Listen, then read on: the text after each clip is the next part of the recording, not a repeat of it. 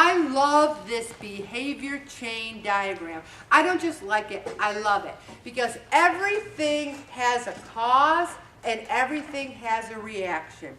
You don't eat a proper lunch and then you go grocery shopping. And what do you buy? Cookies. Junk food. Cookies, junk food.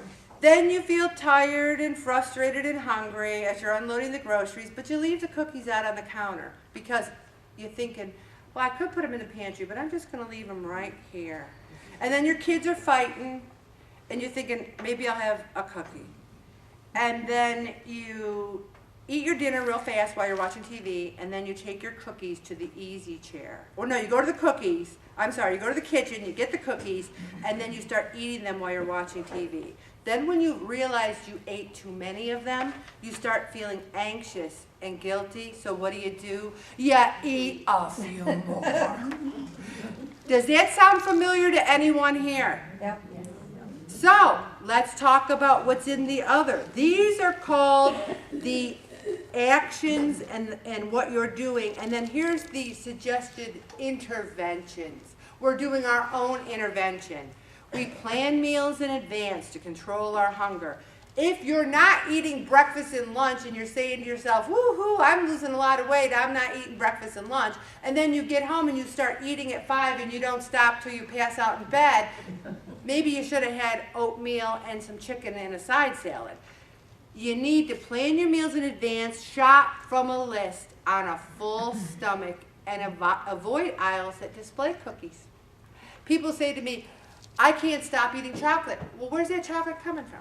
Is there a chocolate fairy that I'm unaware of that goes to your house and leaves it at your door, or are you buying it? And you might say, well, my husband gives me a box of chocolate every week. I would talk to your husband about that. It's coming from somewhere. Okay, so you also get more sleep. It's hard, I know, you have to plan for it. Remember the chatter. You store cookies out of sight or you freeze them. Maybe you say, well, my granddaughter sells Girl Scout cookies and I have to support her. Well, guess what? The food pantry takes Girl Scout cookies. You can buy 10 boxes from your daughter's troop or your granddaughter's troop and donate them to Holy Family Church. There's a million. You give me something, I'll give you 10 interventions. Also, you can do a family outing, plan an outing so the children get along better. Also, when you feel the urge to have a cookie, you give yourself permission. You say, you know what, I am going to have that cookie, but not right now. I think I'll have that cookie tomorrow. I am. At 5 o'clock tomorrow, I'm going to eat that cookie. Who knows what's going to happen between now and 5? You've already given yourself permission to have it. You don't have to fight that battle. And you have delayed decision-making process. Then at 5 tomorrow, if you have one, hallelujah, you have none, even better. Also, eat slowly. Eat at a table. If you leave your house or exercise, and so many people say, my legs are bad, my knees are bad.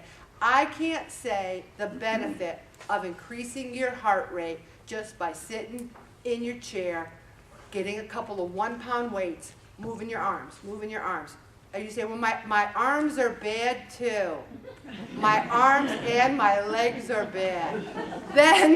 Then what I say to you is this: you're going to have to eat a little less, because you can still lose weight if you can't move, but you're going to have to eat a little less. Also, you need to examine this whole chain over and over again, which takes me right into mental volleyball, which every single person in this room does on a daily basis. Instead of intervention, they call these things here inhibiting statements. It's from the Brigham and Women's Center again. But they use the example of you're walking down the street, you're going by a bakery, and there's a delicious looking eclair. And you say, oh my gosh, that's the most amazing eclair I've ever seen. I've got to have one. I call it the angel and the devil. That's what the devil says. And the angel says, why do I need that eclair? I'm not even hungry. Then the devil says, but how can I pass that up? It's so great looking. And then the angel says, you don't even like eclairs that much.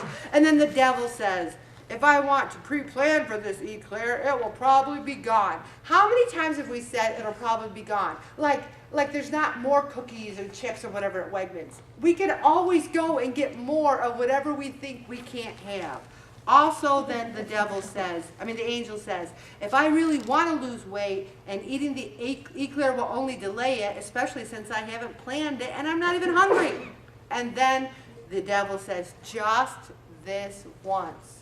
How many times have we got up to 260, 70 pounds by saying just this once? Also, the angel says, I will look better, feel better, and act better with weight loss, and I'm determined to do all I can to keep losing. Now, let's go to the theater and buy those concert tickets. This performance is going to be really good. Here's what you do. When you say to yourself, I had a stressful day, everybody hates me, and my life's a piece of crap, and I'm going to go home, and I'm going to have all those mini little Halloween candy bars, because I always overbuy, because I only have 4 trick-or-treaters, but I have 20 mini bags of candy bars. Here's what we do in our house. We keep a tally. Okay, we had 15 trick-or-treaters this year, so we know how much to buy next year. You got to keep track. I have a statement here. I don't know. I don't think a lot of people are going to believe me, but you will survive October 31st if you do not have any mini candy bars. Does anyone believe me? You will. Now, Beverly, on the other hand, has a double whammy. Not only is it Halloween, it's her birthday. So I don't know. All bets are off. She's got double whammy, birthday and Halloween. But we need to say to ourselves, I can have a whole bag of mini candy bars if I want to, if I choose to. I can eat whatever I want. I'm 57 years old and I can eat whatever I want. I choose not to eat the mini candy bars. I choose not to. That's what we have to do when we play our mental volleyball. I'm going to stop there, Bob. And one of the biggest